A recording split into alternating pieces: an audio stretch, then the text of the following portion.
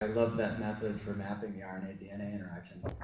I was recently looking at mallet1 too, because there's mutations quite a bit in the TCGA data set, and in a way that's specific to certain subtypes. So my first question is, did your system allow you to test different mutations we see in patient tumors and then look at how it affects the binding profile? Well, that's our hope, and certainly once this method is fully validated, we're going to move into this primary cancer cells, and well, certainly we'll look into those indications. Great. Second question is, in my reading of mallet1, there's two pieces to it. The 3' end actually gets cleaved into a pseudo tRNA. That's right. And so I was wondering if the structure you showed for your 3' end, is that the pseudo tRNA, or is that even before the... That pseudo tRNA is further downstream. It's further down. Okay, I'm not an RNA structure expert. So you found even additional 3' structure there. That's right. So the rich pad detected the RNA signals is further upstream. Okay, thanks. Any other questions?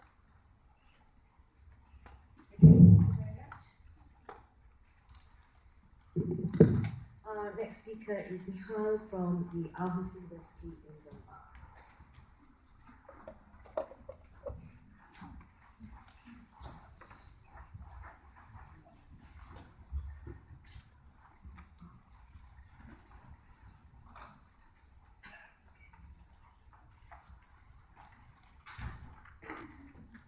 Welcome everyone, my name is Michał Świtnicki, and I'm currently a PhD student at the Department of Molecular Medicine of the Aarhus University Hospital in Denmark.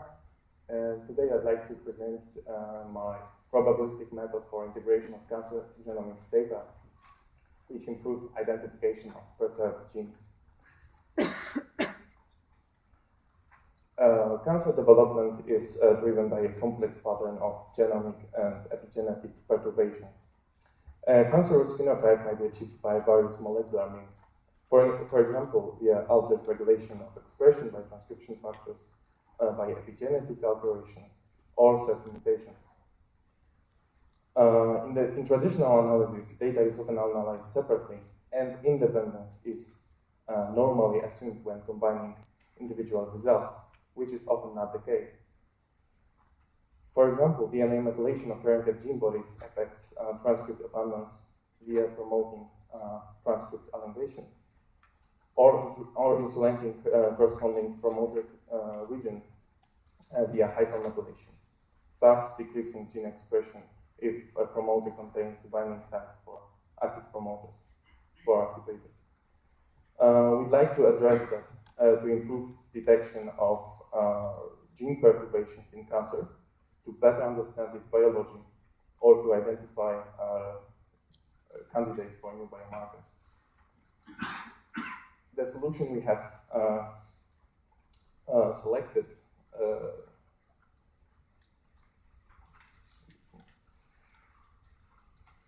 is the probabilistic graphical models, which are a marriage between the graph theory and the probability theory. They provide a natural tool for dealing with two types of problems: uncertainty and complexity. Fundamental to the idea of the graphical model is the notion of modularity. A complex system is built by combining simpler parts. Probability theory provides a glue for combinations of the consistent parts, ensuring that the system as a whole is consistent, and providing ways to interface models to the data. The graph theoretic side of graphical models provides both an intuitively appealing interface by which humans can model the highly interacting sets of variables, as well as a data structure that lends itself naturally to the design of efficient general-purpose algorithms. To evaluate our models, for each gene, we ask whether a separate tumor and adjacent normal models can better describe the data than a joint model. For that, we use likelihood ratio test.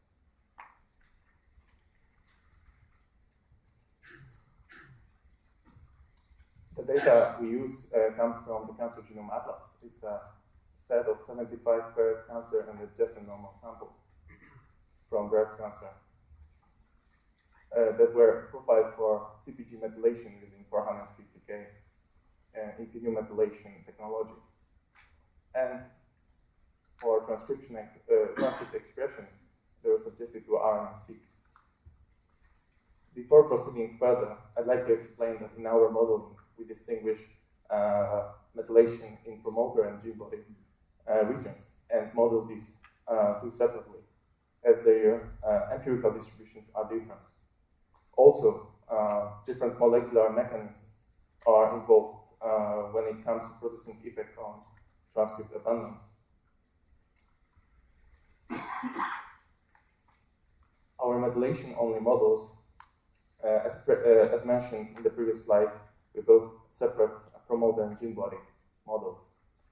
For each model, we collect all CpG sites that belong to given promoters, to given genes' functional elements, and model the likelihood of observing them given some underlying methylation status of promoter for the promoter-only model and of gene body for the gene body model. As a reminder, there is empirical distribution with very different. For the gene expression-only model, coming from, we have the data coming from RNA-seq. So we model the likelihood of expression given the observed transcript read count and the total size of the library the observation came from. To evaluate sampling variance, we use the Poisson distribution.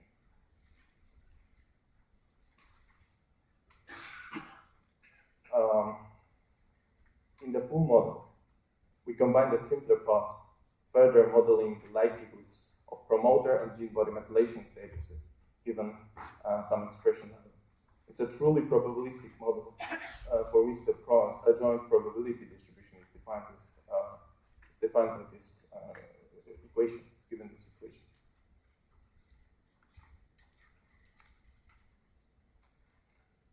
When comparing our method with Fisher's method, which is the traditional way of combining results from established methods, we achieve overall correlation of 0.64.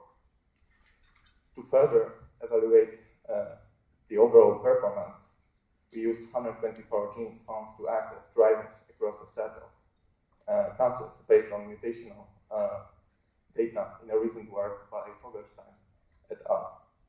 We achieved the best performance when modeling the three-way interactions, assigning a better mean rank than the Fisher's method.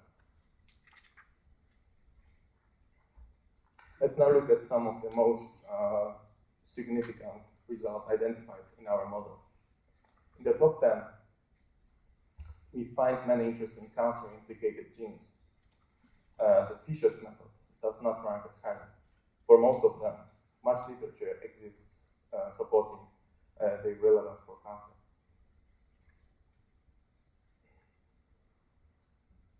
Some of the identified top-ranking genes were not previously found implicated in cancer. Particularly, we were intrigued by the A1CF gene, which is an ApoBec1 cofactor. This gene was ranked relatively low under the Fisher's method, while our method ranked it at the very top. In terms of underlying data, breast tumors are very heterogeneous in our set with regard to methylation of this gene. At the same time, expression was suppressed.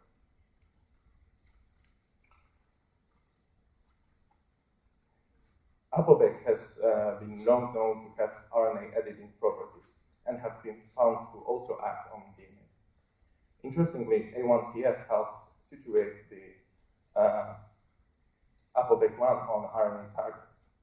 Only last year, an ApoBec signature was discovered in breast cancer and have been subsequently identified for other cancer types. Here we show that ApoBec1 cofactor is perturbed and may be involved in molding of the breast cancer genome.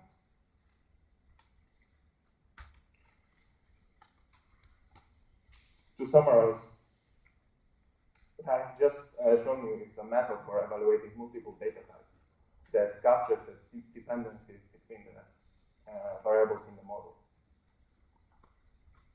It also helps identify markers otherwise missed. Clearly, it's a work in progress, and for further developments, we'd like to optimize for individual data types that we currently have in our model.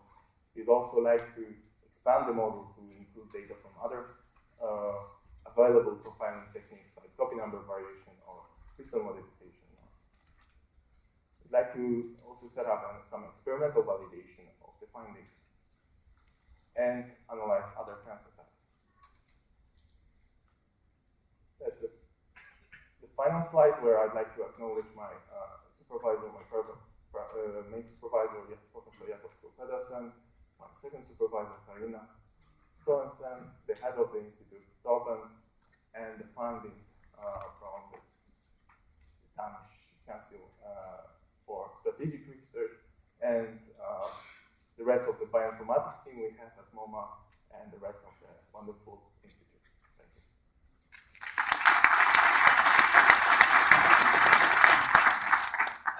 Questions? Perhaps I'll start. Can you tell us a little bit more about the experimental validation studies you're doing? Well, they obviously would have to be on multiple levels. If we find certain perturbations in methylation, then they would be aimed at methylation. For that, we can use some qPCR. I'm not an experimentalist, so I cannot exactly comment on that, but we have wonderful experimentalists at the department which would for sure aid us with that. Yes. Okay, thank you very much. Yep. Oh, sorry,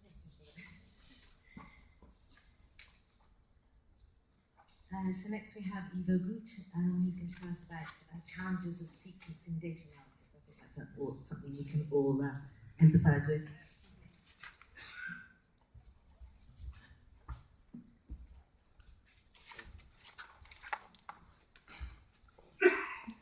So I'd like to start